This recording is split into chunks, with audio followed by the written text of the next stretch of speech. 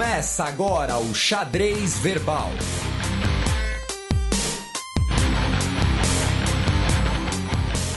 Bom crepúsculo, ouvintes da Central 3, está começando mais um Xadrez Verbal, a sua revista semanal de política internacional, com o Sacal Felipe Nobre Figueiredo. Cara, eu te odeio, vou passar direto pros recados. Suas rimas estão cada dia piores. Primeiro, agradecer a todo mundo aí que ouviu o último programa, que gostou do último programa, mesmo ele sendo mais longo. Novamente tivemos uma ótima audiência. E algumas pessoas comentaram que a entrevista estava com um pequeno problema de áudio, ela só saiu em um dos fones. A culpa foi minha. Tá, quero deixar isso bem claro. Não é culpa do nosso querido Leandro Amin, nosso querido Krozebeck, nem do Matias, a culpa é minha. Então. Não é um sentimento tão cristão, cara, se liberta. Enfim, me desculpem, me perdoem, tá? Mas espero que vocês tenham gostado da entrevista. Como vocês viram, foi bastante construtiva. Eu aproveito para lembrá-los que a COP21 ainda não terminou, por isso ela não será um assunto no programa de hoje. E muita gente também falou do áudio da última entrevista. Penúltima entrevista. Penúltima entrevista. A gente pede desculpa, mas nem sempre as entrevistas acontecem nas melhores condições. Então a gente tenta trazer o conteúdo. O que importa é o conteúdo. Faz um esforço. Você está tentando tesourar até meu pedido de desculpa, é isso? Não. Já não é a segunda isso. Hoje em 3 minutos de programa. Calma, cara, não é nada pessoal. Mandar um abraço pro Thiago Lourenço, que disse que a Jade é do Mortal Kombat. Não é uma princesa da Disney.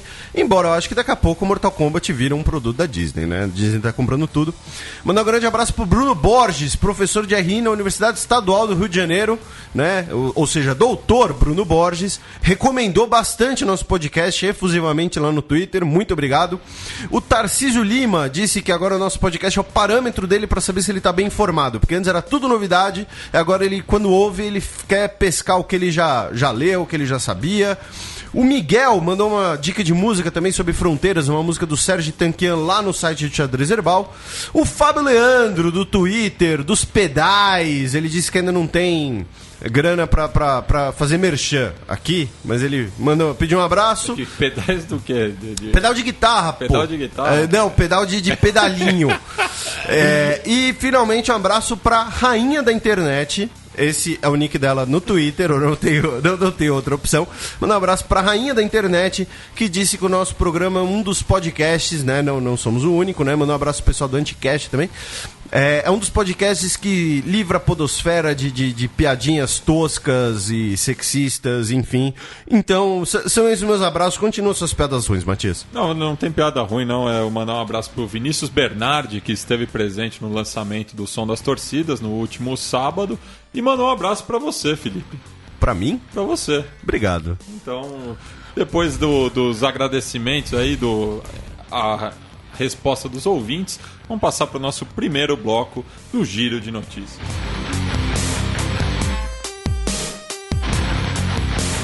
Giro de Notícias.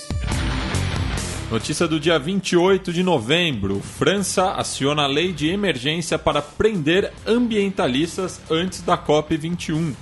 Então, aproveitar aqui essa notícia para falar um pouquinho da situação na França.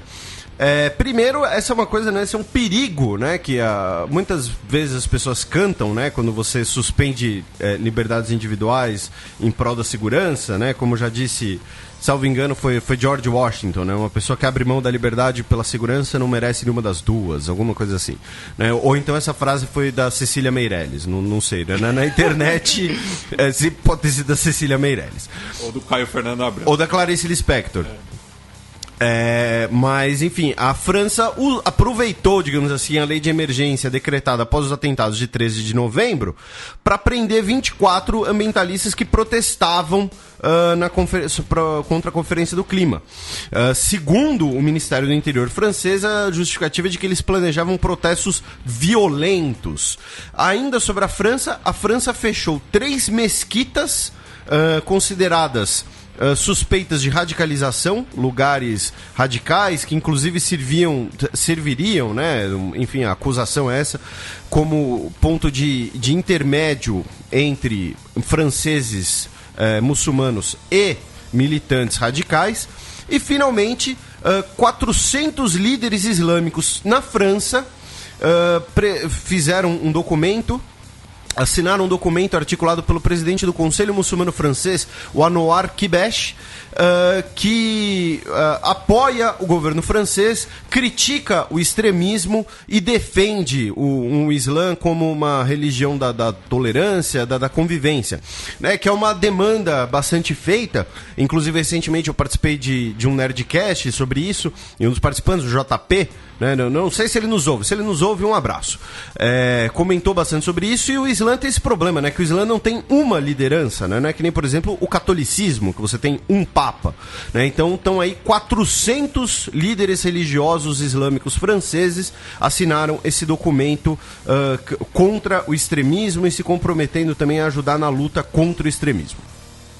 Notícia do dia 30 de novembro, última segunda-feira. FMI dá status de moeda global para Yuan da China. Agora o Yuan se junta ao dólar americano, né? Poderia ser o dólar canadense ou o dólar caribenho, mas não, é o dólar americano, o euro, o iene do Japão e a libra esterlina. Alguns dizem, essa medida muito provavelmente tem a ver com a discussão que nós teremos nos próximos anos, né, no âmbito da OMC, essa discussão, de se a economia chinesa é uma economia de mercado. Porque você aceitar a China como uma economia de mercado impõe regras diferentes de tratamento. Os críticos dizem que o Yuan, a economia chinesa não é uma economia de mercado, ela sofre muita intervenção do Estado, inclusive a própria cotação do Yuan sofre com isso. Então esse é um dos primeiros elementos, é uma manobra claramente política, mas já é um indício de aceitação, ou então de pressão por aceitarem a China como uma economia de mercado, como parte da economia mundial, do sistema financeiro mundial. E vai ter o lastro Yuan? Não sei, pode ser. Olha, o seu filho talvez veja isso. Seu filho ou sua filha, ainda não sabemos, né? Já que você quer surpresa. Mas nós acho difícil. Agora a próxima geração... Notícia também do último dia 30. Israel suspende diálogo com órgãos da União Europeia sobre paz com palestinos.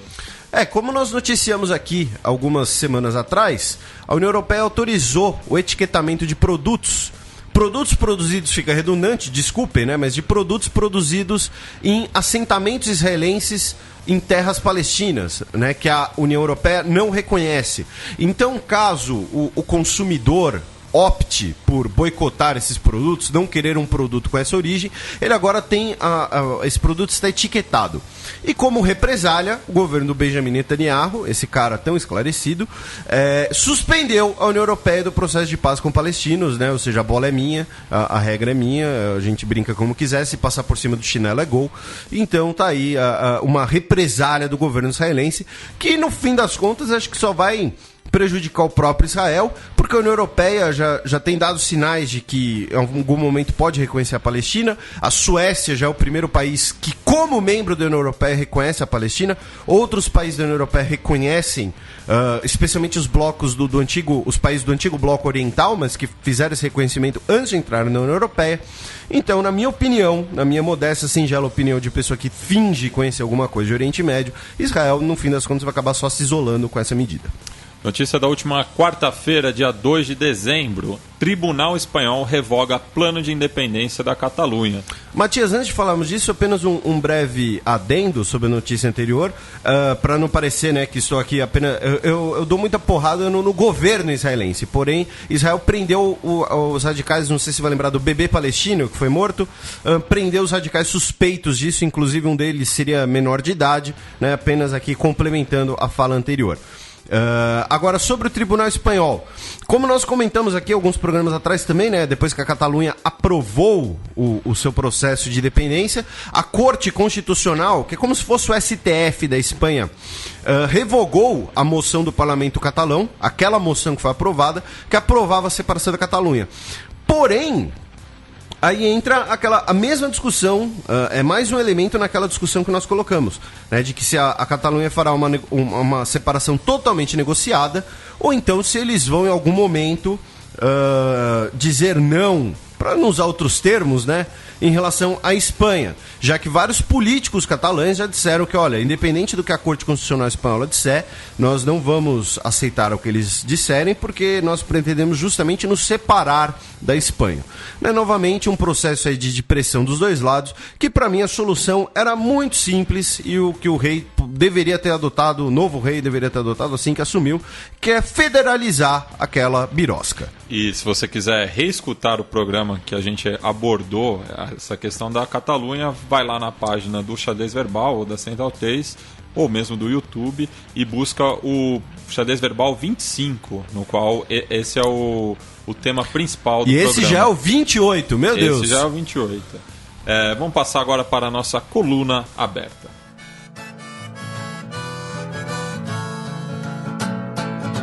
Coluna aberta. New York City, summer sweat, and the boys are rolling a cigarette. Breaking news é ao mesmo tempo coluna aberta. Dilma recebe Macri por normalidade 2 dias após abertura de impeachment. Só um parênteses aqui. Eu detesto quando William Vac fala impeachment. Mas por a pronúncia. Não, só a pronúncia. Não, na verdade a minha pergunta é por que você assiste o Jornal da Globo? Porque de vez em quando a televisão fica ligada. Entendi. Nessa hora costuma ter coisa mais legal pra assistir. Sei lá, Pica-Pau. Mas enfim, brincadeiras à parte. Mas agora falando sério, eu não sou muito fã do Jornal da Globo, não é nada. Enfim, eu não sou muito fã. Quem quiser saber do que eu sou fã, o que eu costumo acompanhar de notícias, tem um vídeo no YouTube em que eu dou algumas referências de portais de notícias, inclusive vários os que abastecem o nosso programa, os nossos comentários, por assim dizer. Mas voltando aqui para a nossa notícia. Essa notícia ela tem 2 desdobramentos. A primeira é da relação que acontece em todo o país, obviamente, porém no caso aqui é uma discussão sobre o Brasil, entre política externa e política interna. E a segunda questão é a política externa da Dilma, especialmente nas últimas semanas, ligadas a esse primeiro elemento. Vamos lá. Há 2 dias atrás tivemos a abertura do processo de impeachment e assim que nós falamos essas frases, certamente teremos comentários pedindo por um xadrez verbal sobre política interna, sobre política brasileira. Não! Isso não foi ensaiado, tá? Não eu foi juro.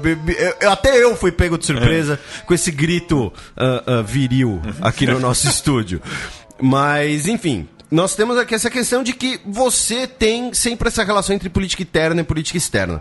Então a Dilma recebe o Macri em um momento delicado para o seu governo, que é esse momento 2 dias depois da abertura do processo de impeachment, e o Aloysio Nunes, senador do PSDB, que é o chefe da Comissão de Relações Exteriores do Senado, já comentamos esse assunto aqui antes quando falamos do genocídio armênio. É um dos que teve na Venezuela também. Ele era o vice na chapa do Aécio, né? Ele é um dos principais nomes do PSDB, ou seja, ao mesmo tempo, é um dos principais nomes da oposição ao governo Dilma. Autor do projeto da redução da maioridade penal, enfim. Ele questiona o Itamaraty sobre o cancelamento das viagens da Dilma ao Vietnã e ao Japão, que falamos no último programa. Por quê? Porque a Dilma cancelou essas viagens em cima da hora. E sob a justificativa de corte de custos. Só que esse tipo de viagem não é planejado em cima da hora, né? Então, o escalão avançado dessas viagens já teria ido tanto ao Vietnã quanto ao Japão.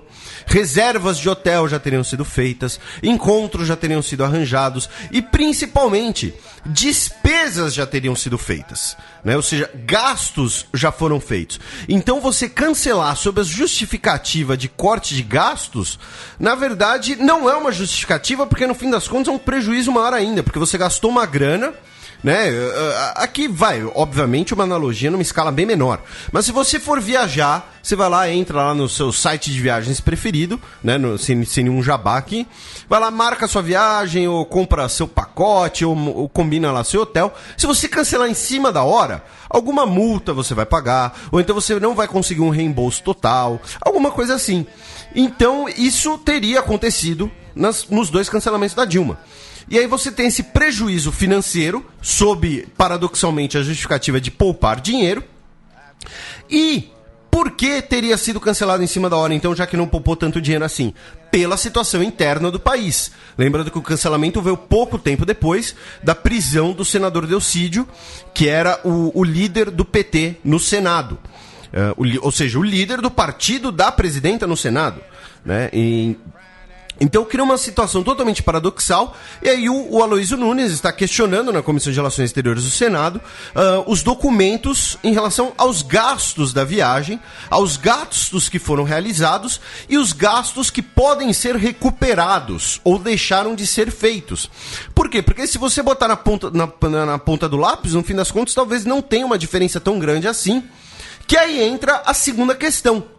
Não entra uma diferença tão grande assim a ponto de justificar em cima da hora uma viagem para um dos principais parceiros econômicos e culturais também do Brasil, que é o Japão, né? Lembrando que há pouco tempo atrás nós tivemos a visita de um príncipe japonês aqui, repercutimos aqui no programa, marcando 120 anos dessa relação.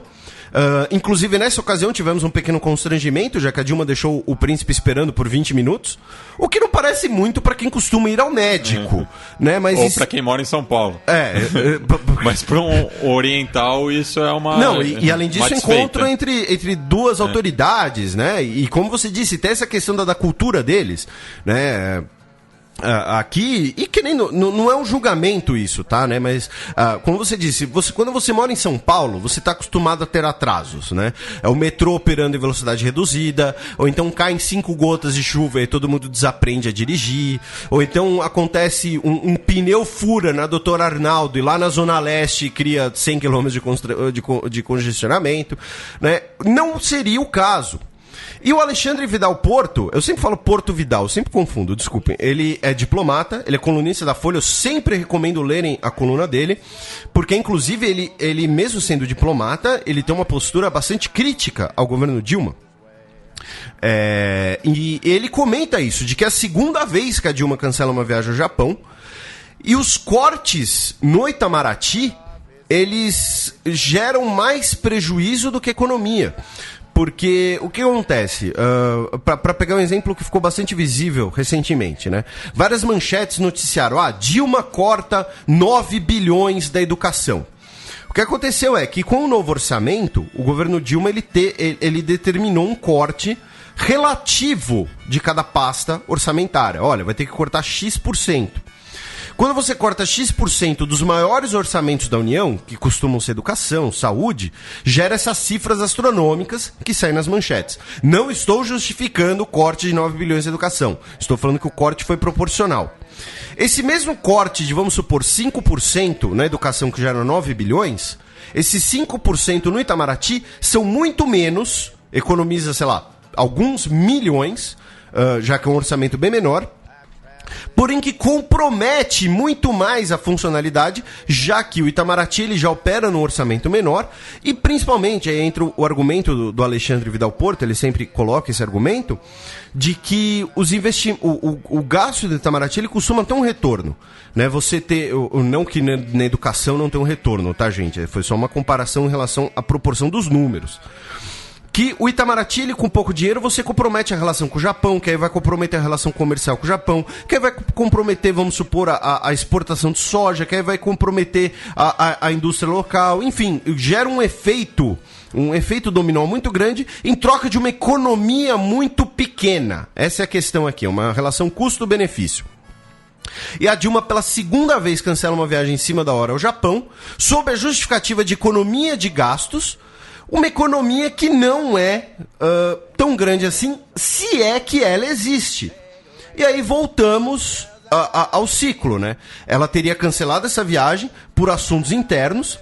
Também por assuntos internos, ela chegou na COP21 em Paris, evitando a imprensa, entrou pela porta dos fundos do hotel, teria feito críticas à organização da COP21, lembrando que a posição do Brasil na COP21 é uma posição de liderança, né? Vários dos principais articuladores da COP21 são brasileiros, né? Falamos disso aqui na última entrevista, por exemplo, o Figueiredo, que hoje é embaixador brasileiro em Washington, estará lá também, e então gera também uma situação um pouco mais delicada, essa economia que não é uma economia tão grande assim, inclusive já teria comprometido a viagem da Dilma à posse do Macri, que comentamos aqui seria um gesto bastante atípico por parte da Dilma e mesmo assim com um peso muito grande. E finalmente, em relação à política interna e política externa, né, tem um assunto da Venezuela. Né, nós comentamos aqui no último programa que a Dilma, talvez até mesmo conversando com esses setores de oposição, o assunto Venezuela interessa muito à oposição brasileira, né? E isso poderia impactar na política externa brasileira, uma posição interna impactar na política externa. E aí o Macri disse hoje, né, hoje à 1 da tarde, segundo a Isabel Fleck, repórter da Folha que cobriu o encontro, que o Brasil e a Argentina compartilham a preocupação com Caracas. Ou seja, o Macri dá um sinal, né, de que quer negociar, de que quer entrar em sintonia com o Brasil, mas a cabeça da Dilma não estaria na política externa nesse momento e as questões da política interna, né, e aí fica aquela manchete lá sobre impeachment, afetam inclusive a dedicação da Dilma na política externa, que nos últimos meses se recuperou bastante. A Dilma nunca priorizou muito a política externa, especialmente no seu primeiro governo, porém com a gestão Mauro Vieira, ela começou a retomar esse atraso, deu sinais de avanço nisso, elogiamos aqui. Então, se elogiamos quando ela retomou, agora que nós tivemos esse retrocesso, deve ser criticado também. Talvez minha fala tenha ficado um pouco confusa, meu bom e caro Matias. Mas, resumindo, essa questão de que a política interna afeta, talvez até demais, a nossa política externa. Mais do que deveria, e principalmente causando prejuízos, sejam a curto prazo, seja a longo prazo, já que você macular, né, usando um termo meio exagerado, né, a relação com países como o Japão, países como a Argentina, na qual no caso da Argentina o Brasil é o principal parceiro da Argentina, se você soma se você soma importações e exportações, então você atrapalhar essas relações é algo muito prejudicial a longo prazo. Enfim, tô falando demais, Matias, entra na discussão, por favor, estou confuso. E mesmo com diferenças ideológicas, é curioso que no século XX, pelo menos tendo como retrospecto, né, durante muito tempo os governos eles eram alinhados ideologicamente. Tanto é que completou semana passada 40 anos da Operação Condor, e mesmo antes da Argentina sofreu o golpe em 76, o Plano Condor é de 75, de novembro de 75, já existia cooperação entre os militares argentinos e os brasileiros, em diversos momentos. Mesmo com diferenças ideológicas, os governos sempre trabalharam juntos, não podem se ignorar, né? Então, Brasil e Argentina têm um diálogo aberto há muito tempo. Recomendo o livro História Comparada do Brasil e Argentina, do historiador Boris Fausto, e do argentino, já vou puxar o nome aqui. Até porque a gente vai falar mais da Argentina e dessa Sim. relação mais pra frente. Mas fazendo um paralelo também entre a política interna e externa aqui no Brasil, justamente com essa redução de custos, né, já se indicou que a próxima eleição no ano que vem vai ser feita a cédula, e muita gente comemora porque dessa forma evitaria a fraude. Só que na Argentina está se criticando o oposto, o voto lá é no papel. E mesmo a chapa vencedora, o Cambiemos, afirma que houve fraude. Então, ao mesmo tempo, eles são maus vencedores, mas também mostram que lá tem essa desconfiança de que o papel estimula a fraude e eles optariam pelo voto eletrônico. Então, é uma relação esquizofrênica, tanto de situação e oposição. Então, fica complicado aqui essa questão, né, de a que ponto a política interna, ela deve ou não influenciar a política externa. E aí entra até um comentário no último programa do nosso querido Tandor, né, que não é um tempero indiano, é uma panela. Né, de que ele falou, mas vocês já falaram que o Itamaraty tem autonomia, mas aí agora a Venezuela depende só do executivo. Bem, primeiro, né, que o Itamaraty é um órgão do executivo, né? Ou seja, a Dilma, em última instância, é a chefe de Estado brasileira e, como tal, ela é a chefe da diplomacia brasileira. O Itamaraty tem, sim, sua autonomia. Ele tem, sim, sua autonomia tanto de decisões quanto de ações. O problema e aí é uma coisa que o Alexandre Porto Vidal sempre aponta nessa tese dele, né? Você restringir o orçamento tira parte dessa autonomia e você coloca um peso muito maior nas costas, no caso da presidência, que o Brasil, sendo um regime presidencialista, você funde chefe de Estado com chefe de governo. Então, a Dilma, por exemplo, dá para, digamos assim, fazer um pequeno gracejo, analogia, não sei, né, de que a Dilma, chefe de Estado, cancelou a viagem ao Japão por conta de problemas da Dilma, chefe de governo. Então, fica essa questão da autonomia da política externa brasileira, em um assunto que a Dilma parecia estar se recuperando, porém a crítica aqui deve ficar registrada, é inegável nesse momento aqui que ela não agiu bem, tanto em relação ao Japão, quanto em relação ao Vietnã, né, já que seria a mesma viagem, quanto em relação à COP21, e agora, possivelmente, essa relação Brasil-Argentina-Venezuela talvez sofra impactos com isso também. E só para dar a dica corretamente, né, o nome do livro é Brasil e Argentina, um ensaio de história comparada.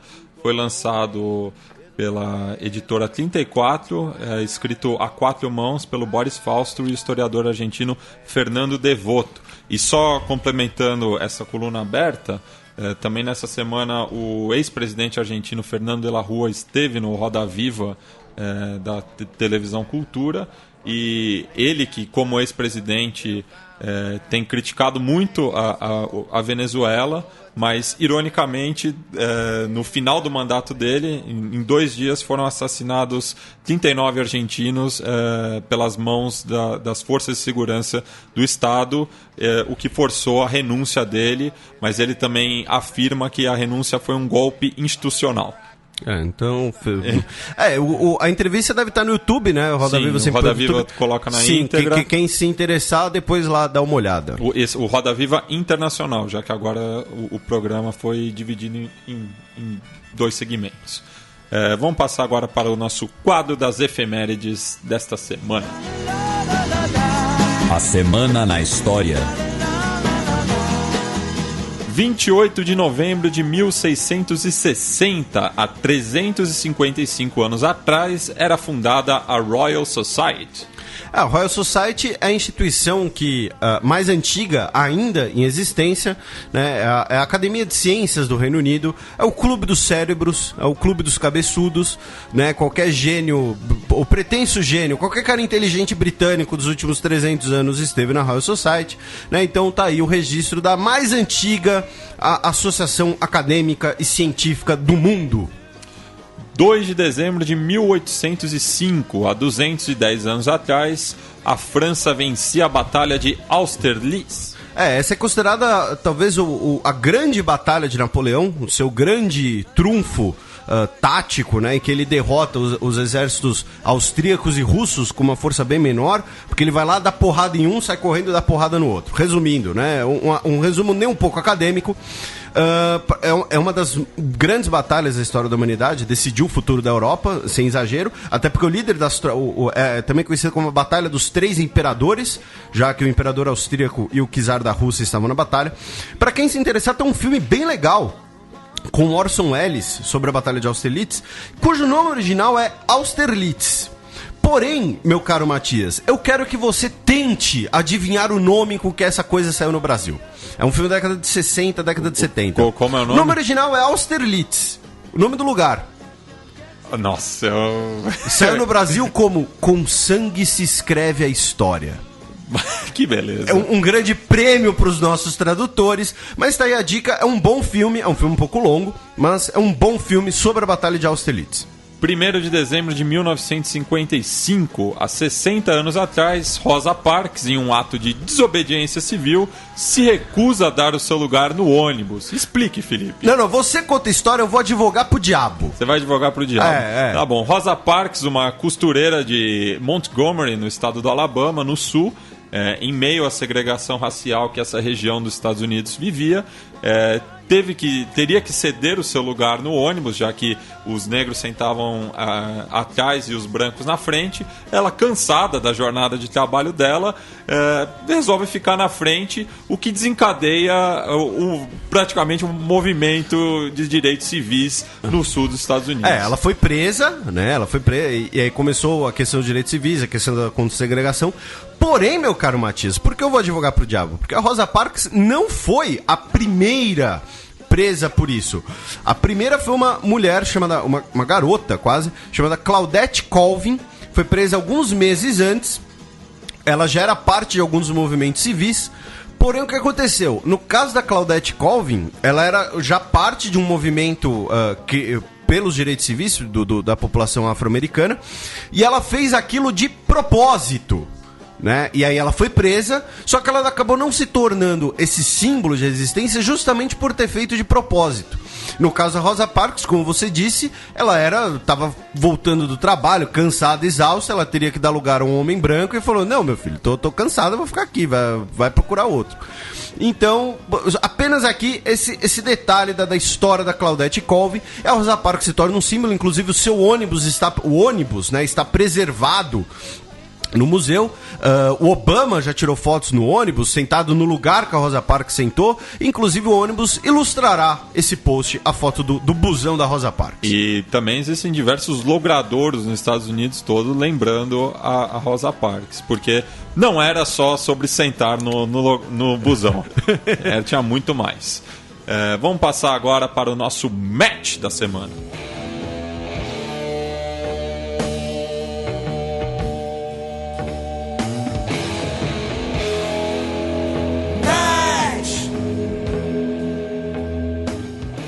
Ainda sobre a política externa da Argentina, assim como a Rosa Parks, é outro assunto central no programa de hoje.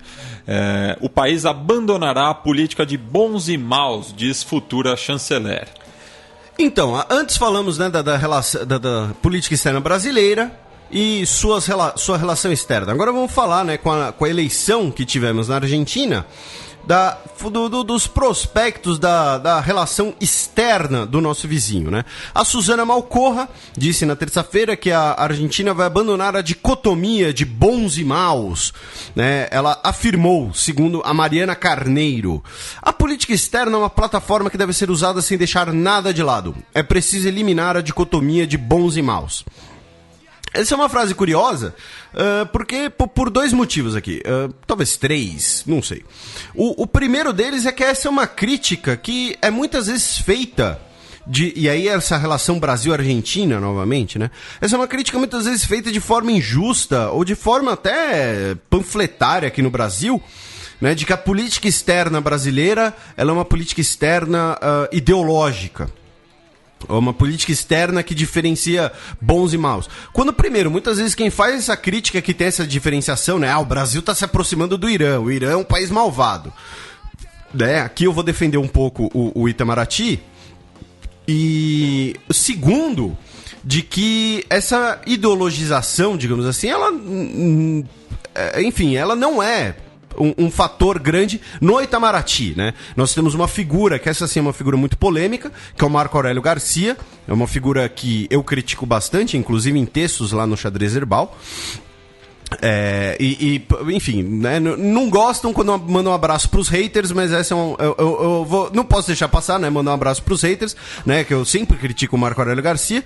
E na Argentina, você tinha muito mais essa polêmica de uma política externa ideologizada, né? Uma política externa bolivariana, né? Que priorizaria a questão de governos similares, como o Evo Morales, como o próprio Maduro, E a Argentina abandonaria essa posição, então, segundo a sua chanceler. No caso da Argentina, e aí, obviamente, né, você terá bastante a acrescentar aqui, o que acontece é que, nos últimos anos, a política externa na Argentina ela esteve um pouco estagnada, até pelo isolamento comercial financeiro que o país sofria por conta da questão dos fundos abutres, do endividamento do país, do entre aspas, calote argentino. Então a sua política externa, especialmente do ponto de vista financeiro e comercial, ela ficava um pouco mais isolada. Porém, eu ouso dizer que pela primeira vez a Argentina terá o desafio de construir uma política externa totalmente autônoma em um mundo, entre aspas, globalizado.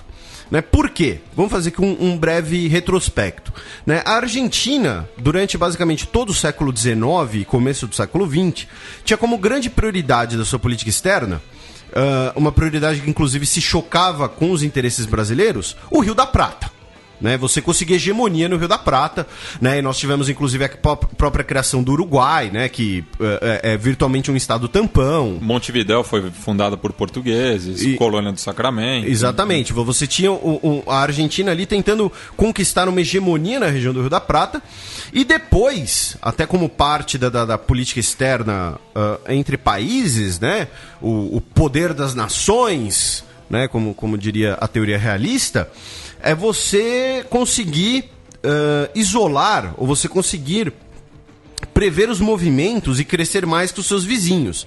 Né? Então você tinha ali Argentina, Chile e Brasil, por exemplo, no início do século XX, tiveram uma grande corrida armamentista, inclusive de grandes encouraçados, né? A corrida dos encouraçados, que eram o elemento de projeção de poder na época. Né? Os encouraçados no início do século XX eram mais ou menos o que seriam os porta-aviões hoje. Você sempre teve uma política externa argentina tentando deter tanto o Chile quanto o Brasil. No caso do Chile, você ainda tem a questão do canal de Beagle, que a gente fala um pouquinho mais pra frente. Então a política externa argentina, durante boa parte do século XX, ela foi pautada por uma lógica realista de contrapor os seus vizinhos. Depois você começa a ter algum diálogo na região, com a década de 1960, foi o que você colocou, inclusive. Porém, mesmo nos governos militares você ainda tinha esse realismo, né? Você teve uma mini corrida nuclear entre Brasil e Argentina, que ela vai acabar com a inesperada amizade entre Sarney e Alfonsín, que viraram brothers, trutas do coração, que vão interromper isso, vão criar um mecanismo de fiscalização nuclear mútua, né? O Brasil fiscaliza o programa nuclear argentino, a Argentina fiscaliza o nosso programa nuclear. E nesse contexto de corrida nuclear, o Brasil também tinha um trunfo natural, que é a usina de Itaipu, né? Sim, quando foi fundada, tinha essa questão estratégica. Na década de 1970, a Argentina temia de que a usina de Itaipu seria uma bomba aquática. Né? Porque se você abrir as comportas de Itaipu, você alaga Buenos Aires. Né? É só o nosso ouvinte pensar o que aconteceu em Mariana, né? Que estourou uma barragem e o negócio foi parar no Oceano Atlântico. Estourou uma barragem em Minas Gerais, que não tem saída para o mar, foi parar no Oceano Atlântico. Itaipu é 10 vezes maior que, sei lá, que Mariana. Sim, e tá ali no Rio Paraguai. Exatamente, então você inundaria Buenos Aires. Aí você teve a questão da usina de Corpus também, né? Que a Argentina falava, olha, se vocês fizerem Itaipu, a gente não vai poder fazer a nossa usina de Corpus, porque vai diminuir a vazão da água, e a Argentina nunca fez a usina de Corpus, né? Inclusive nas relações internacionais é apropriado você dizer de que durante boa parte do seu governo, até por uma lógica realista, né, não é um momento Galvão Bueno da minha parte, mas a intenção argentina era sempre ser do contra o Brasil.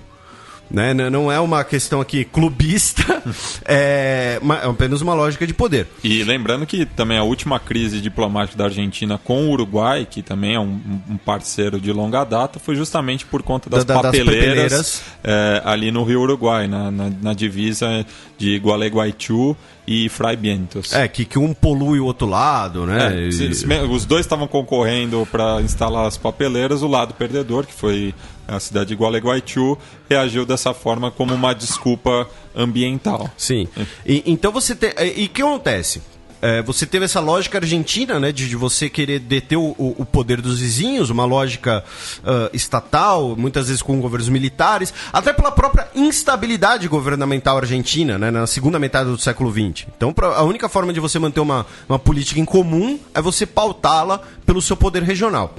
Com a normalização das relações Brasil-Argentina, com Alfonsín e Sarney, o início do Mercosul, no início da década de 1990, e o início da integração latino-americana, né, com a Unasul, aí o IRSA, né, o Programa de Integração de Infraestrutura, e principalmente o boom econômico brasileiro e o início da recessão argentina, a Argentina passou as últimas 2 décadas focando a sua política externa no desenvolvimento regional e como, né, se algum argentino estiver nos ouvindo, me perdoe, né, mas como uma espécie de parceiro júnior, já que a Argentina não tinha mais o mesmo peso que o Brasil. No momento bom da economia argentina, ali no final da década de 1990, a Argentina tentou ensaiar algumas coisas, algumas pretensões globais, porém sempre em contraponto ao Brasil, né? O Brasil era contra a guerra ao terror, a Argentina foi a favor da guerra ao terror. O Brasil, que é um assento no Conselho de Segurança da ONU, a Argentina se juntou ao Clube do Cafezinho, né? O Clube do Café, ou Unidos pelo Consenso, se preferir o termo acadêmico, que é para barrar essa reforma do Conselho de Segurança da ONU, logo barrar o poder brasileiro. Então, durante os últimos 20 anos, a Argentina esteve num contexto de integração latino-americana e como um parceiro brasileiro nessa região. Agora, pela primeira vez, quando você já tem essa integração latino-americana um pouco mais consolidada, um novo governo de oposição a esse projeto, um governo que não será pautado mais pelo realismo político, até porque não teria como deter a questão, enfim, um poder brasileiro, etc., uma concorrência muito grande. Pela primeira vez, a Argentina terá uma pauta de política externa própria num mundo integrado. Não mais no início do século XX, não mais agora. E o único fator que permanece em todos esses últimos 200 anos é a questão dos pleitos territoriais, né? Especialmente Malvinas e, até pouco tempo atrás, a questão do canal de Beagle com o Chile, mas especialmente as Malvinas, né? Malvinas é outra grande bandeira da política externa argentina, porém uma bandeira de autonomia, de identidade, não uma bandeira de projeção da Argentina. E, novamente, no contexto militar, o Brasil só deixou de apoiar a Argentina quando a derrota já era iminente, né? Com a autorização dos aviões da RAF de pousar na base aérea de Canoas. Porque eles estavam, inclusive estava sem, teve o Vulcan que pousou no Rio de Janeiro porque estava sem combustível, mas enfim, tem várias notícias também de que o Brasil apoiou tacitamente a Argentina, né, com aviões de patrulha marítima, né, os Bandeirulha e tal. Então, assim, nós temos a Argentina entrando, digamos assim, numa nova fase da sua política externa, e mais que uma nova fase, uma fase inédita. Então não dá para saber meio o que esperar. E, curiosamente, nós tivemos a notícia do anúncio do futuro embaixador da Argentina em Washington, que é sempre um posto importante, né? Que você que manja, Matias. Sim, é o Martín Lostó, ele que é um político radical, lembrando que não é porque ele seja extremista, ele é da União Cívica Radical, partido mais tradicional da Argentina, mas ele desempenhou funções chaves durante o kirchnerismo. Ele foi ministro da Economia durante um breve período, logo depois de ter sido presidente do Banco da Província de Buenos Aires, e ele é um quadro muito jovem na política argentina, muita gente deposita confiança nele, né, de uma renovação. Enfim, ele foi derrotado também nas últimas eleições para chefe de governo da cidade de Buenos Aires, cargo que o Macri ocupava. Então, ele foi derrotado justamente pelo candidato macrista e surpreendeu realmente a nomeação dele como embaixador da Argentina em Washington, mas isso mostra um caráter meritocrático da escolha do Macri, já que é um opositor, mas que o Macri quer que trabalhe junto com ele, já que ele também tem formação em Yale, né? Ele é formado em economia em Yale, então foi designado para esse posto. É o primeiro cargo dele como diplomata, mas ele já tem diversas posições em cargos-chave da política argentina. E o que você acha que pode ser esse papel da Argentina na política internacional agora, meu caro Matias? O que você acha que pode acontecer, o que você espera, os prospectos da economia argentina, né? Como você disse na semana passada, né? Assim, logo depois da eleição, a avaliação da Argentina para investimentos, inclusive, subiu, né? Então, ou seja, a Argentina talvez agora seja um lugar mais convidativo para investimentos. Até pela própria trajetória do Macri, né? De ser um cara ligado ao capital financeiro. E ser também de uma família de diversos. O grupo Macri é muito importante em diversos setores estratégicos da economia argentina. Mas eu acho que vai ter justamente como está pautado, né, esse debate, vai ter uma diferenciação em relação ao siolismo, ao kirchnerismo, que seria continuado pelo Daniel Scioli, sobretudo na questão da Venezuela propriamente dita, mas não acho que vai ser uma ruptura muito grande também. E a nomeação do Martín Lostó é um indicativo disso. Eu acho que, como eu disse, vai ser um desafio bem curioso ver a Argentina saindo dessa... ou tentando sair, ou então dizendo que vai sair dessa lógica, digamos assim, desse foco mais latino-americano, né? Inclusive tem uma frase da Susana Malcorra que eu achei bem interessante. Ela disse: "O presidente eleito me disse que, tendo vivido fora nos últimos anos, eu tinha a perspectiva da Argentina de fora para dentro e não de dentro para fora." Ou seja, não é mais o que a Argentina acha que é no mundo, mas o que o mundo espera ou acha que é a Argentina. Porque a diminuição do papel, do peso internacional da Argentina, até pelo seu peso econômico, é aquela coisa que falamos dos fundos abutres e tal, hoje ela é menor. Então resta ver como é que vai ser. E aí vai passar, né, como falamos no bloco anterior, falamos no programa anterior, vai passar pela relação Argentina-Brasil, né, centrada tanto nessa pauta da Venezuela, porém a relação como um todo, né, a relação Argentina-Brasil comercialmente ela sempre teve alguns problemas, né, a questão da tarifação da indústria automobilística. No início dos anos 2000 tivemos aquela questão dos sapatos, né, a indústria do couro, porque a Argentina, a indústria do couro brasileira era um intermediário da indústria chinesa, a Argentina dizia. Então nós temos aqui uma questão bastante interessante. E cabe lembrar também, né, que a gente citou já a visita do Macri a Dilma, e o próximo compromisso dele é visitar justamente a Bachelet, que dentro do cenário sul-americano aspira a ser a terceira força, né, de trás de Brasil e Argentina. Aspira justamente para uma concorrência com a Colômbia. Mas no cenário regional, o Chile tem mais peso na economia argentina do que a Colômbia, até por uma questão fronteiriça. Uma questão geográfica. E as relações Argentina e Estados Unidos, como foram nos últimos anos, meu caro Matias? Já que é curioso, porque você nomeia um opositor, né, mas que do governo que teoricamente não tinha uma boa do partido que teoricamente não tinha uma boa relação com a Argentina, com os Estados Unidos, ou não? Enfim. Não vejo assim. Historicamente, a relação de Argentina e Estados Unidos é muito boa, é similar ao do Brasil, então não vejo também que vá ter uma grande diferença nesse aspecto. A Argentina também tem uma dependência econômica em relação aos Estados Unidos.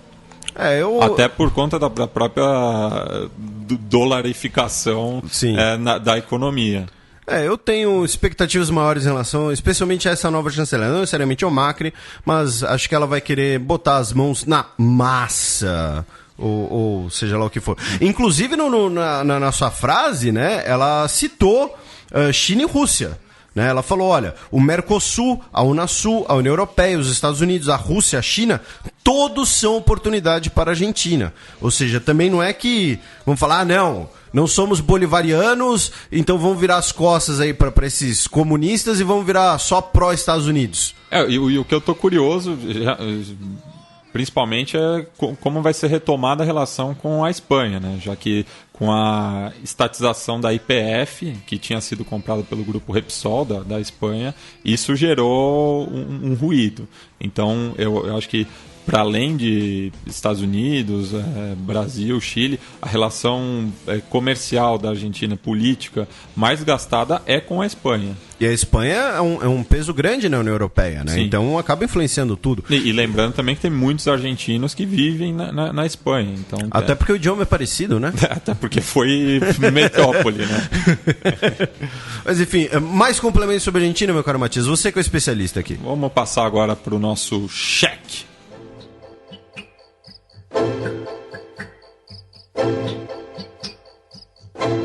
Cheque.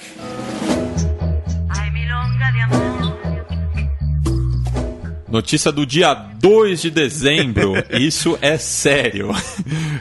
Tentem não rir. Médico pode ser preso após comparar presidente turco com Gollum. My precious. Isso que vocês ouviram é o Matias imitando, tá? Eu coloquei essa notícia aqui para debatermos a relação Turquia-Rússia, a situação da Turquia, porém, vamos primeiro falar disso, né? Para quem não sabe, para quem chegou ontem, Gollum é um personagem de Senhor dos Anéis, aquele que quer sempre o Anel do Poder, né? Que tem o Anel do Poder, o nome original dele é Sméagol, né? E aí quando ele vira aquela criatura nojenta, ele vira o Gollum. E atualmente nós temos uma onda de montagens na Turquia comparando o Erdogan com o Gollum, pelas feições, pelas expressões, é o Erdogollum. É sério, joguem no Google Erdogollum, vocês vão achar as montagens e tal. E o pior é que parece, velho. Esse que é o pior. Assim, óbvio, dependendo da expressão facial e tal, e normalmente eles colocam também um bigode no Gollum, né? O bigode acaba sendo uma diferenciação. Mas enfim, e aí o cara que iniciou essa moda, digamos assim, teria sido esse médico, que pode ser preso por zombar do presidente. Ou seja, isso é um indício daquela coisa que falamos aqui há vários programas já, né, de que a Turquia está crescentemente se tornando um regime mais autoritário. Agora, saindo desse lado mais humorístico, né, e mostrando como o Erdogan está com uma posição cada vez mais frágil, e para compensar essa fragilidade ele vira, né, acaba tomando caráteres autoritários, falar um pouquinho da Turquia e da Síria. No caso da Turquia, o Obama, lá na COP21, se encontrou com o Erdogan. Inclusive na COP21 teria a possibilidade de um encontro, a Turquia teria proposto um encontro a portas fechadas, um encontro separado entre o Erdogan e o Putin, e a Rússia disse não. Mas o Obama se encontrou com o turco e pediu para ele reduzir suas tensões com a Rússia. Ou seja, a Turquia está começando a se isolar. Porque a boa relação agora entre Rússia e França, o papel da Rússia na Síria, torna a Rússia muito mais importante, muito mais proeminente. Então, a Turquia acaba começando a se isolar, inclusive dentre os seus aliados. E como o timing contribuiu, pra você ter uma ideia, né? A Turquia, que há alguns anos, o objetivo da política externa turca nas últimas 2 décadas, mais ou menos, 3 décadas, talvez, era entrar na União Europeia. Nos últimos anos, o Erdogan começou a deixar isso uma prioridade um pouco menor, até porque ele viu que o momento não era propício, né? Tanto com a crise financeira de 2008, depois com o início das crises no Oriente Médio, né, chamada Primavera Árabe, que depois virou, sei lá, o inverno árabe, né? Agora a Turquia voltou a retomar suas relações com a União Europeia. A União Europeia vai botar 3 bilhões na Turquia, que agora vai contribuir com o controle migratório, né? Já que a Turquia é a principal rota terrestre para a chegada de refugiados na Europa. Ou seja, a Turquia teve até que retomar uma coisa que não era muito de sua prioridade para tentar compensar um pouco esse mau momento da sua política externa. E que tem até momento... E interna. Interna e externa. Inclusive, internamente, nós tivemos um atentado à bomba em Istambul essa semana, mais um atentado à bomba em Istambul. Não se sabe ainda a responsabilidade. Ninguém assumiu a autoria. Enfim, ainda está sendo investigado, se é que vão investigar. E, nesse contexto todo, temos até agora um momento casos de família, né? Taca aí qual é o nome da apresentadora do Caso de Família? Esqueci, não é a Márcia Goldschmidt. Não, agora é a Cristina Rocha. Isso, Cristina Rocha. Alô, Cristina. Né? De que o Putin disse ontem de que a Turquia vai se arrepender de ter derrubado o avião da Rússia. E mais, ele disse, e isso está na mídia portuguesa, tá? Eu não vi muita coisa disso na mídia brasileira. A Rússia está acusando a família do Erdogan de lucrar com a exploração do petróleo do Estado Islâmico. Né? E detalhe, a Rússia mostrou fotos de satélite com aqueles caminhões-tanque indo da região do Estado Islâmico, adentrando na Turquia. Né? E aí ele disse ainda que a Turquia fornece apoio logístico ao Estado Islâmico. Então ele não somente mostrou a prova, né, que são essas fotos de satélite, que obviamente sempre pode ser, né, forjado, tem que analisar, tem que ser cético. Mas ele ainda botou a família do cara no meio, né? Virou casos de família o negócio. Disse que a família do Erdogan está lucrando com essa exploração do petróleo. E o Erdogan devolveu no melhor estilo casos de família. Disse que quem está explorando o petróleo do Estado Islâmico é a Rússia e que ele vai provar. Em quem você confia? Então, é difícil, né? É difícil. Virou um bagulho meio bizarro, assim, em relação a... Por quê? Agora falando sério, né? Tentando falar sério. Essa questão do petróleo do Estado Islâmico, ela é essencial, por quê? Porque quem compra esse petróleo é quem financia os caras. Direto ou indiretamente. Então é uma responsabilidade ou uma irresponsabilidade muito grande. Tanto que o Erdogan falou no começo da semana, eu acho que ele estava blefando, né? Mas que se for comprovado que a Turquia compra petróleo do Estado Islâmico, ele vai renunciar. Eu acho que ele estava blefando, né? Mas até porque ele já é um cara que se mostrou bastante... Ele tem bastante apreço ao poder, né? Para usar aqui um termo mais brando. Nesse clima, a Rússia já anunciou as primeiras represálias econômicas contra a Turquia. Lembrando que a relação econômica Turquia e Rússia é muito grande, falamos disso no programa anterior. Suspenderam voos diretos entre os dois países. Anunciaram que agora vai ter necessidade de visto entre os dois países, que não existia. E colocaram que empresas russas não podem ter executivos, não podem ter altos funcionários turcos. Ou seja, já começou a anunciar também algumas represálias econômicas. E no meio disso tudo, o Tsipras, né, já tem um tempinho que não falávamos dele aqui no programa. Saudade dele. O Tsipras entrou na treta. Um abraço, Alex. E fez vários tweets contra o governo Erdogan. Pegou pesado. Tweet? Não, e deletou depois. Mas guardaram print. Tem print. Só não mandou pro Putin, porque como a gente falou semana passada, não... O Putin não tem Twitter. Mas o Tsipras falou que o governo turco gasta muito mais dinheiro para ficar testando o poderio militar da Grécia. Lembrando que a Grécia e a Turquia têm uma péssima relação. Vá. Eu tenho um texto sobre isso lá no Xadrez Herbal, sobre o orçamento militar grego. O orçamento militar grego é absurdamente grande, absurdamente desproporcional, uma das origens da crise grega, inclusive. A gente apontou isso aqui no programa. E a Grécia, paradoxalmente, a Grécia gastava muito dinheiro comprando armamento alemão. A Grécia pegava dinheiro emprestado da Alemanha para comprar armamento alemão. Bizarro. A América ficava feliz dos dois lados. E alguns anos atrás nós tivemos um avião turco que foi abatido por um caça grego. Um incidente parecido com o que nós temos agora no Mar Egeu. Porque ali você tem várias ilhotas, uma ilhota é turca, outra ilhota é grega, e não sabe onde é a fronteira de cada um. E aí eles ficam, obviamente, um testando o outro. E uma hora da merda, com o perdão da palavra. Aí o Tsipras disse que a Turquia gasta mais dinheiro pra ficar testando a Grécia do que gasta pra colaborar com a Síria, que ainda bem que os pilotos gregos não têm o dedo quente no gatilho, que nem os pilotos turcos, porque senão fazem bobagem.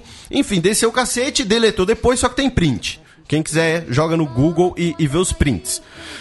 E saindo um pouco da situação do isolamento turco, porque isso, a Turquia está ficando cada vez mais não, mas ela ficou isolada com esse incidente, querendo ou não. E a Turquia, a Rússia, jogou no ventilador os eventuais laços entre o governo turco e o Estado Islâmico. Lembrando que não é nem uma lógica de mocinho e bandido, né? É uma lógica de terem o mesmo inimigo, no caso, os curdos.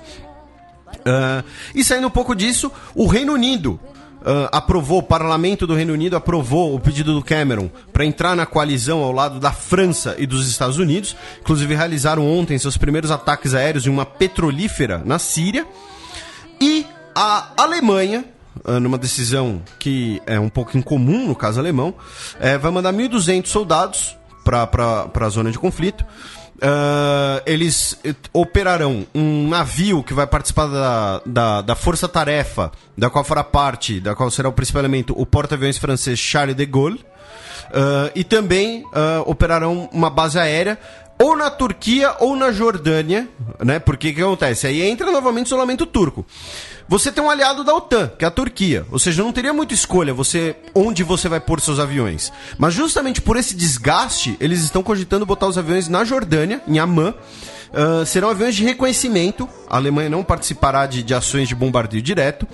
Porém, a Alemanha, até por questões constitucionais e tal, ela tem uma participação em forças do exterior normalmente limitadas à ONU, né? A Alemanha participou muito de operações na ex-Yugoslávia, porém será a primeira vez, e a Alemanha participou bastante no Afeganistão, isso é pouco comentado, mas a Alemanha era força importante no Afeganistão.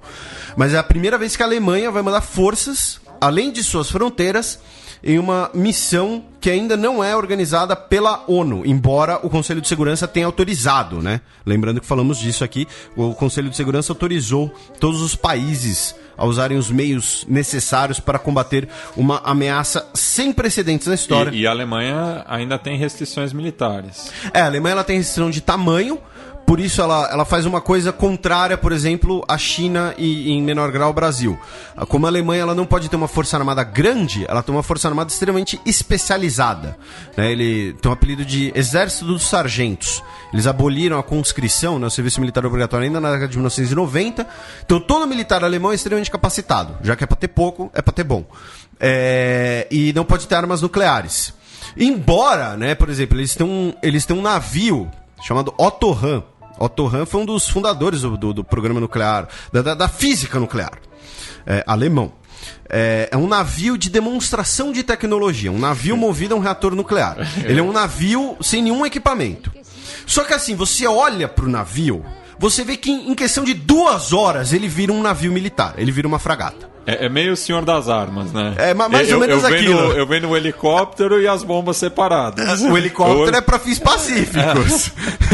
Então, assim, ele é um navio de demonstração de tecnologia, porém ele tem um design já pensando num desenho militar. A Alemanha é considerada, junto com o Japão e em menor grau o Brasil, né, as potências nucleares latentes. São países que, a hora que quiserem, fazem uma bomba nuclear. A verdade é essa. Então, e a Alemanha vai agora, né? Ou seja, se a Alemanha entrou no meio, o bagulho ficou sério. É mais ou menos isso que dá pra distinguir. A situação na Síria permanece um pouco inalterada da semana passada, porém já há indícios, mas são indícios na imprensa internacional, tal.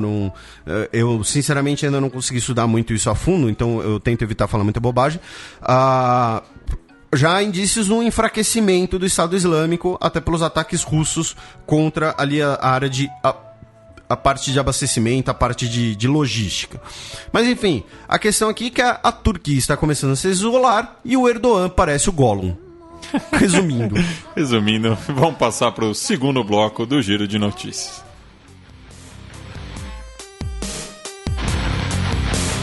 Giro de Notícias. Notícia do dia 2 de dezembro, ainda sobre a OTAN. A organização convidou Montenegro a integrar o grupo. Quem deve ter ficado feliz são os sérvios, né? Então, a Montenegro já estava nesse passo de parceria com a OTAN. A OTAN, de forma unânime, aprovou a entrada de Montenegro na OTAN. A Rússia fez alguns protestos, né, já que a origem dos problemas entre Rússia e OTAN, que culminou na crise da Ucrânia, é essa crescente expansão, na lógica russa, óbvio. É a expansão da OTAN para o leste europeu. Né? Agora, nos Balcãs, restarão apenas 2 países que não são OTAN, Macedônia e Sérvia. que são justamente dois países muito próximos da Rússia. E a Sérvia que foi duramente atacada pela Sim. OTAN no final dos anos 90. E no caso, mas no caso da Sérvia, não será em curto prazo. Mas a Sérvia ela já começou negociações para entrar na União Europeia. É que a própria expansão da União Europeia ela foi suspensa. Mas quando eles entregaram o Ratko Mladic pro TPI, que né, já que todo mundo gostou quando eu xinguei o Pinochet, né? Também foi um dos maiores filhos da puta da década de 1990, o Mladic. Quando eles entregaram ele pro TPI, era como parte das condições de entrar na União Europeia. Olha, vocês têm que entregar todos os criminosos de guerra procurados. Então, a Sérvia já está negociando isso já tem um tempo. Mas, enfim, agora a OTAN convidou Montenegro, né, que é um país costeiro ali no Adriático, um país geograficamente importante, e onde se passa, mas onde não foi filmado, 007 contra Cassino Royale. Contra Cassino Royale, não, Cassino Royale, né? Notícia do dia 3 de dezembro. Polícia identifica casal como autores de ataque a centro de deficientes nos Estados Unidos. Nos Estados Unidos nós tivemos 2 episódios de atiradores na última semana. Um contra uma clínica de aborto, que é um tipo de atentado relativamente comum lá nos Estados Unidos, normalmente executado por milícias armadas cristãs extremamente conservadoras. Quem assiste Orange is the New Black vai reconhecer uma das detentas nesse aspecto. E aí eles costumam atacar clínicas de aborto. E o outro foi agora, ontem, né, que esse centro de apoio, no qual um funcionário, um ex-funcionário do centro e sua esposa atingiram cerca de 20 pessoas. Ainda não se sabe direito quantos morreram, quantos ficaram apenas feridos. Você tem esse dado aí, Matias, ou não? A última vez eu tinha lido 14. 14 o número mortos? de vítimas fatais eram 14. Então, enfim, então 14 mortos e 6 feridos, alguma coisa assim. E o que acontece? Ele era um cidadão americano, porém ele viajou para a Arábia Saudita recentemente, voltou casado. E aí a esposa dele teria jurado lealdade ao Estado Islâmico e aí se especula que uma das razões seria terrorismo. Seria terrorismo extremista. A outra possibilidade, a outra corrente de investigação, é justamente por ele ser um funcionário do lugar, alguma pendência, algum rancor, algum problema interno ao ambiente de trabalho. E o diário El Universal do México, lembrando que São Bernardino fica bem próximo da fronteira Estados Unidos mexicana, diz que a maioria das 14 vítimas eram funcionários, ou seja, trabalharam com o esposo. Sim, então tem essas duas possibilidades de negociação, de investigação. Foi comentado inclusive pelo próprio Obama. E vamos ver se chegam numa coisa mais conclusiva. Até o momento dessa gravação não tinha nada ainda muito conclusivo. Notícia de ontem também. Equador aprova reeleição presidencial ilimitada a partir de 2021. Então, nós tivemos essa nova medida no Equador, assim como temos essa discussão atualmente na Bolívia, né, comentamos aqui. Eu sou particularmente crítico a esse tipo de coisa em regimes presidencialistas, porque você tem um acúmulo de poder muito grande na figura do presidente, ele pode criar a sua própria demanda. Obviamente isso não é uma visão absoluta, fica à vontade para discordar. Inclusive teve um comentário no YouTube, no nosso penúltimo programa, quando falamos do Evo Morales, o camarada falou, e tem falou, olha, mas a democracia não é vontade do povo, e se o povo quiser que o camarada fique, né, que o presidente ou a presidenta fique. Enfim... E foi ampla maioria do Congresso equatoriano, não justificando, mas que decidiu isso. E só um comentário, né? Isso não inclui o Rafael Correa, que é o atual presidente. Ao contrário no caso boliviano, né? No caso boliviano, o Evo Morales poderia, caso aprovado, poderia ser futuramente candidato. Isso vai valer a partir de 2021 e o Rafael Correa já está excluído do pleito de 2017. Né? Então, ou seja, não é uma questão. Foi 100 votos contra 8. Né? Você disse aí, sim, ampla maioria. Então, mas enfim, eu continuo crítico a isso, especialmente em regimes presidencialistas. E principalmente presidencialismo na América Latina, não por viralatismo. Presidencialismo no exterior pode. Porque a América Latina ela tem um histórico de autoritarismo muito grande. né? Isso é complicado. Mas, enfim, isso é uma discussão que a gente pode chamar um constitucionalista para discutir isso. Breaking news, notícia de hoje. Os Estados Unidos estão ficando sem bombas para jogar no Estado Islâmico. É uma notícia da CNN. Esse título foi traduzido por Joe, né? Então não adianta jogar isso literalmente no Google, que eu não sei se vai dar em alguma coisa. Mas aí contribui até para aquelas teorias, né, de que as guerras são uma maneira, né, de aquecer a economia. Eu fiz um vídeo sobre isso, sobre economia de guerra. Essa acusação é muito corrente nos Estados Unidos, especialmente com a guerra ao terror do Bush, né? Porque a primeira coisa que o Bush fez logo depois dos atentados de 11 de setembro foi pedir $100 bilhões para o Congresso, para reinvestir na economia, especialmente na economia militar. Lembrando que a economia militar não é só fazer bomba e fazer míssil, né? Você afeta, por exemplo, até a indústria alimentícia, né? Já que soldado também come. Né, você tem que fazer mais ração, você tem que fazer mais rancho, né? Inclusive a Guerra do Paraguai, um dos efeitos disso foi isso, né? Foi incentivar muito a indústria do charque lá no Uruguai e na Argentina, já que os soldados tinham que comer e na época comia muito carne seca. No caso dos Estados Unidos, a Força Aérea Americana está começando a fazer pressões de que os seus estoques de mísseis e de bombas estão começando a ficar muito baixos e pedindo por mais verba do governo para comprarem mais armamento. Então tá aí, vamos ver no que vai dar nisso. Embora, não sei, né, véspera de eleição, não sei se o Obama vai gastar uma bala com isso, mas vamos ver. Felipe, você já viu alguma matéria com o Neymar onde no mesmo texto escrevem uma coisa sobre ele e depois diz outra? Eu não costumo ler matéria sobre o Neymar. Pô, é meu hobby favorito. Então, qual é o nome dele? Hã? Qual é o nome dele? O nome dele é Neymar. Ah, tá. Neymar é o nome dele. Neymar é o nome dele. Neymar é o nome dele. Menino Neymar de hoje é cortesia do nosso onipresente Bruno Fares, que estava lá quarta-feira no mesmo lugar onde você, o Leandro e a mim costumam frequentar. Aquele time que foi tricampeão da Copa do Brasil? Eu dei a deixa. Você deu a deixa, filhão. Eu não falei nada antes. Não, mas parabéns aí a todos os nossos ouvintes inclusive, palmeirenses. Pra quem nunca viu a cara do Leandro, vai lá no Twitter ou no Facebook, tem uma foto dele falando na ESPN sobre o título do Palmeiras. Mas por conta, não do seu trabalho na Central 3, por conta do seu blog O Periquitão. Que é recomendadíssimo, sem clubismo. Mas o Neymar dessa semana... o Neymar não, desculpa. O menino Neymar. O menino Neymar dessa semana. O Neymar que é palmeirense, né? É o que dizem. Mas o menino Neymar da semana vai para o G1.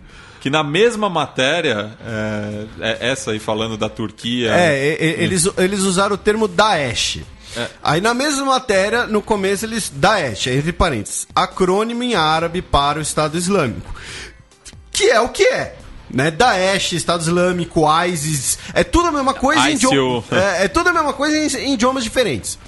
Aí mais pra frente na matéria, eles escrevem Daesh, entre parênteses, forma pejorativa de se referir ao Estado Islâmico.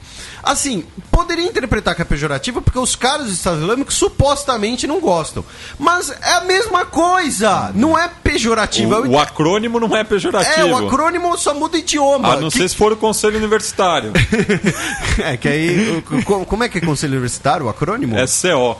CO? Não é CU? Não. Justamente. Mas enfim, então assim, né, na mesma matéria, eles inclusive se contradizem, então não deu pra deixar passar. Então vamos passar pros peões.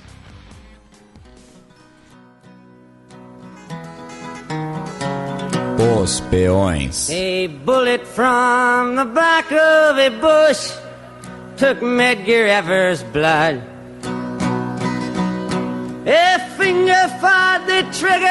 Felipe, qual é o peão isolado da semana? O peão isolado da semana é o país, né, que defendia as relações desse país com o Brasil. Porém, o Japão retomou essa semana a caça à baleia, sob o propósito científico, de pesquisa. Tem que matar 300 baleias por ano para pesquisar.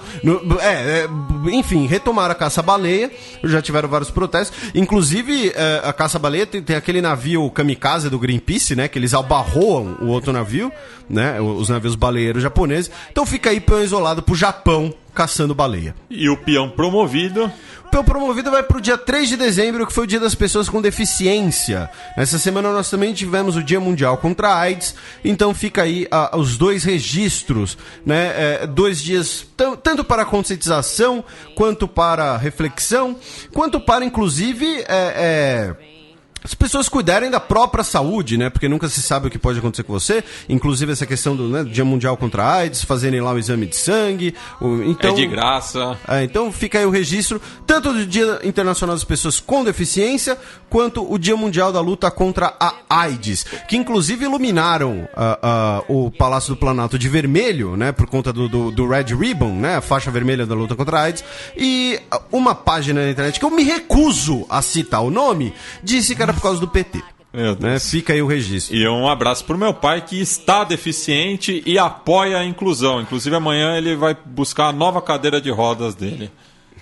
Vamos passar para as nossas dicas culturais. DJ Muzz. The Almighty. DJ Muzz. The time has come. Sétimo selo.